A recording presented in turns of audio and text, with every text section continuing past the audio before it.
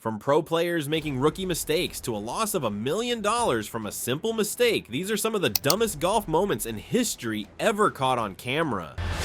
Picture this, you're standing on the tee, mentally preparing to crush your drive, when suddenly a random guy just strolls up like he's picking out a club at the pro shop. That's exactly what happened to Rory Mcllroy at the 2021 Scottish Open. Mcllroy, standing alongside Jon Rahm and Justin Thomas, two of the best in the world, was waiting to tee off when an uninvited guest made his way onto the tee box. Dressed in the universal "I'm just here to loiter" gray sweater, this mystery man casually walked over to Rory's bag and started rummaging through it. First, he pulled off the driver's head cover, inspected it like he was about to make a purchase, and put it back.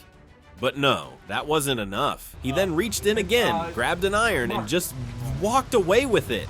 McIlroy, Rahm, and Thomas stood there, frozen in disbelief as this guy wandered toward the practice area like he was about to warm up for his round. Security finally realized, wait a minute, this isn't normal, and stepped in. But the best part? The guy actually tried to keep the head cover, like it was a complimentary souvenir. Luckily, no harm was done, and McIlroy laughed it off later, but still you'd think at least one person would have noticed, hey, that guy isn't a pro golfer.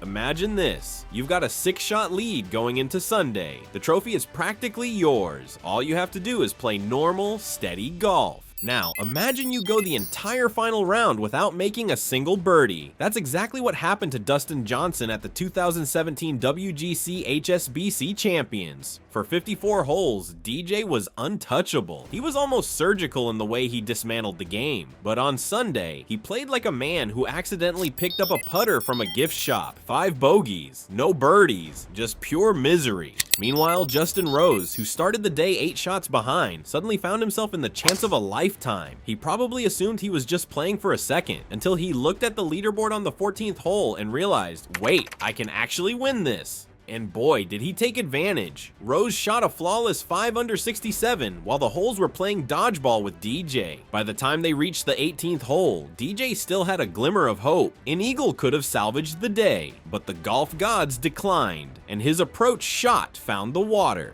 Final score, Rose lifted the trophy and DJ walked away with a Sunday 77, a meltdown so brutal it belongs in the Smithsonian. Lesson learned, no lead is safe and golf has a cruel sense of humor. At the 2001 Open Championship, Woosnam was tied for the lead heading into the final round. He stepped up to the first hole, nearly made a hole-in-one, and tapped in for birdie. Things were looking perfect. Then his caddy, Miles Byrne, decided to drop a bombshell. You're gonna go ballistic. Woosnam, probably expecting something minor, gave him a confused look, and that's when Byrne delivered the worst news a golfer can hear. We have 15 clubs in the bag. For those unfamiliar with golf's rulebook, which is apparently everyone on Woosnam's team that day, the legal limit is 14. Carrying an extra club meant an automatic 2-stroke penalty. Woosnam turned beet red, grabbed the extra driver, and did what any reasonable person would do, launched it into the bushes as it owed him money. That mistake knocked him out of contention and cost him a real shot at the Open Championship. It's one thing to lose because of bad play. It's another to lose because your caddy forgot how to count to 14. To this day, it remains one of the most expensive blunders in golf history, and somewhere in those bushes near the first tee lies a driver that never got to see its full potential.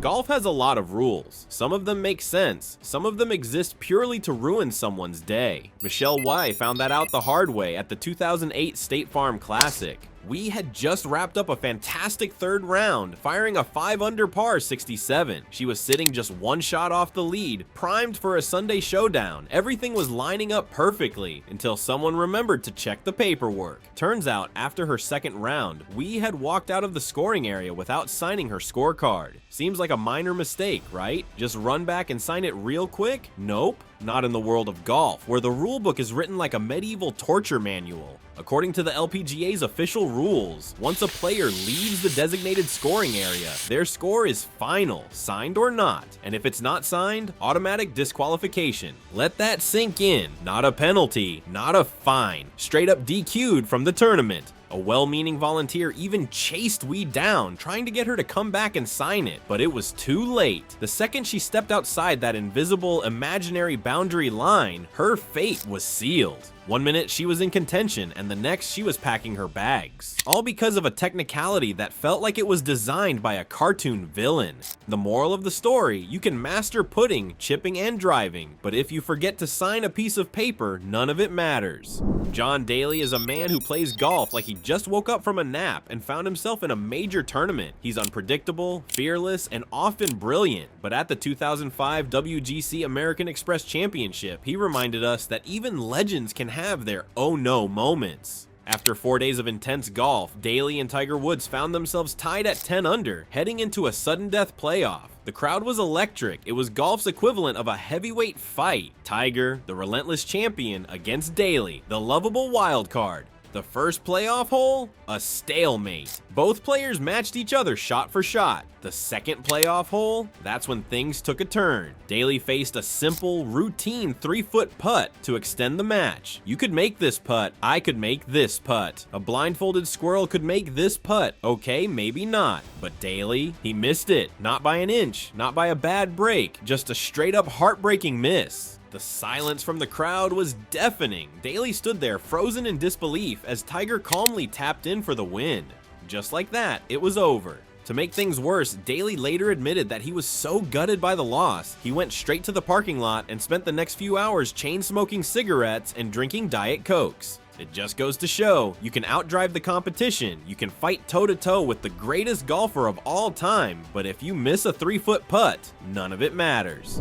Winning a PGA Tour event is hard, but losing one in the most painful way possible? That takes a special kind of talent. Enter Robert Garrigus at the 2010 FedEx St. Jude Classic. He had a 3-shot lead, 1 hole left to play. All he had to do was keep the ball in play, make a bogey if necessary, and celebrate his first ever PGA Tour victory. Sounds simple, right? Nope. Standing on the 18th tee, Garrigus unleashed a drive so off target it looked like he was aiming for a completely different golf course. The ball found water. Okay, not great, but still recoverable. Then he hit his next shot into the trees. At this point, the crowd was going from oh no to oh my god. But wait, there's more. After chipping out of the trees, he still had a chance to limit the damage. He needed a solid approach and 2 putts. Instead, he took the scenic route, finally limping to the finish with a triple bogey 7. Just like that, his 3-shot lead vanished into the Tennessee air. He didn't just lose, he handed the tournament to Lee Westwood, who was probably halfway through packing his bags before realizing, wait, I won? To this day, Garrigus' meltdown remains one of the most brutal finishes in golf history. He did eventually get his first PGA Tour win, but the memory of this collapse, that's never going away.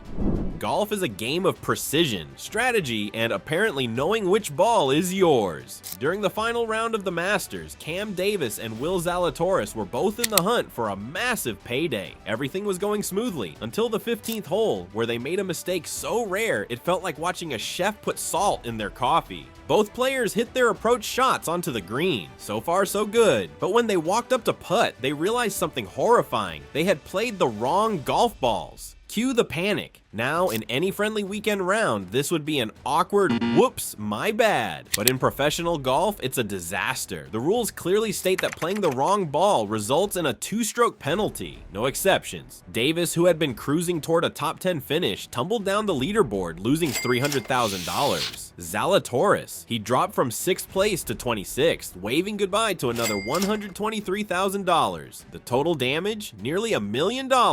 And here's the kicker. If they hadn't caught the mistake before moving to the next hole, they would have been disqualified entirely. Golf is already stressful enough, but can you imagine losing life-changing money because you didn't double-check your golf ball? That's like grabbing someone else's luggage at the airport and finding out too late that it's filled with clown costumes. There are bad golf shots, and then there are moments that make you question reality. Hale Irwin had one of those moments at the 1983 British Open.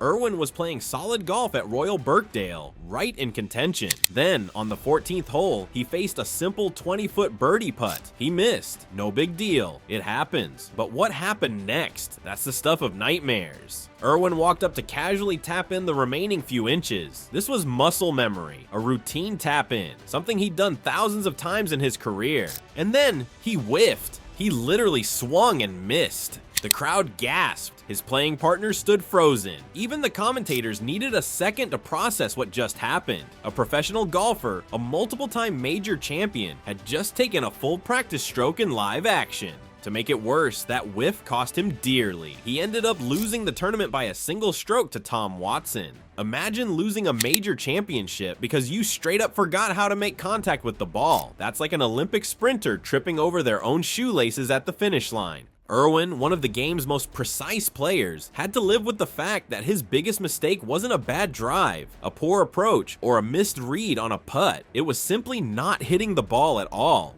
Golf, the only sport where you can beat yourself without even trying.